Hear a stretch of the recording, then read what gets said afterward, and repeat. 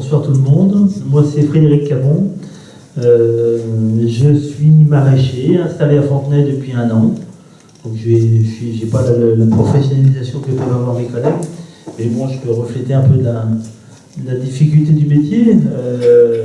Moi ça a été d'abord la difficulté de s'installer, de trouver de la terre, hein, quand on est néo-résident, on peut s'appeler comme ça, c'est-à-dire que je suis pas ancré dans le monde agriculteur par mes parents. Donc j'ai pas de terre, donc c'est très compliqué de s'installer. J'ai pu trouver quand même de la terre à Fontenay, parce que je souhaitais m'installer à Fontenay. Moi, ma volonté, c'était de relocaliser la nourriture. Donc ça, c'est vraiment en plein dans la discussion de ce soir. J'ai fait maraîcher parce que je ne me sentais pas être éleveur laitier, ou je ne me sentais pas les compétences d'être éleveur laitier ou céréaliculteur. Donc je me suis installé maraîcher, j'ai pu m'installer, donc je travaille sur petite échelle et puis à mon niveau, donc après il y avait aussi l'aspect, dans ma démarche il y avait aussi un aspect politique où j'essaie de travailler sur petite surface avec peu de matériel. La difficulté c'est de savoir si ça peut être viable ou vivable comme disent beaucoup, c'est-à-dire que ma petite exploitation me rapporte un revenu suffisant pour vivre et puis que ça soit soutenable physiquement. Parce que... Mais bon, pour l'instant, moi je suis heureux dans mes chances, on peut dire. Je pense que c'est le cas de mes collègues. Après, voir l'avenir, ça va demander un certain temps pour savoir si cette activité est viable. Mais au retour qu'on a déjà de l'attente des gens sur Fontenay, il y a de l'espoir là-dedans. Après, ça sera à nous de bien valoriser nos produits pour que ça soit rémunérateur. Donc,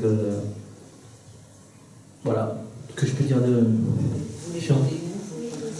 Moi, je vends actuellement, j'ai pas beaucoup de production, je vends actuellement sur place. Ma ferme est au Grand Noyer. Je suis content. Oui, sur le lieu de culture, sur le lieu de la culture. Au Grand Noyer. Voilà, là où il y a un arrosoir.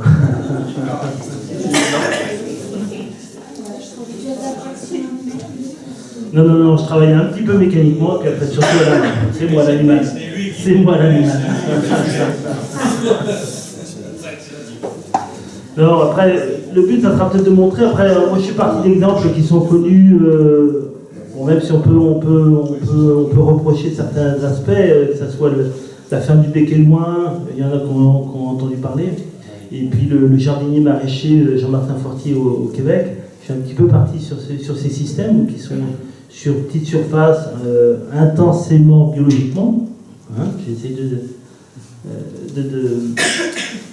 d'avoir cet aspect-là. Et puis donc après, il n'y a pas la réalité économique n'est pas encore vraie. Donc c'est toujours le débat des gens qu'on rencontre, que ce soit les copains laitiers ou céréaliers, de dire que c'est bien beau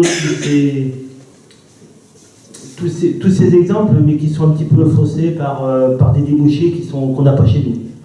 Donc c'est à voir si c'est pas qu'un doux rêve, et si ça peut être vraiment une réalité viable. Donc ça, c'est l'avenir qui le dira, parce que pour l'instant, j'ai qu'1 an d'existence, je suis en plein développement, j'ai une petite production, que les gens sont contents, j'ai des bons retours pour l'instant. Il n'y a pas eu de retour négatif, donc pour l'instant, l'avenir nous le dira. Donc on pourra en reparler peut-être bientôt. Voilà.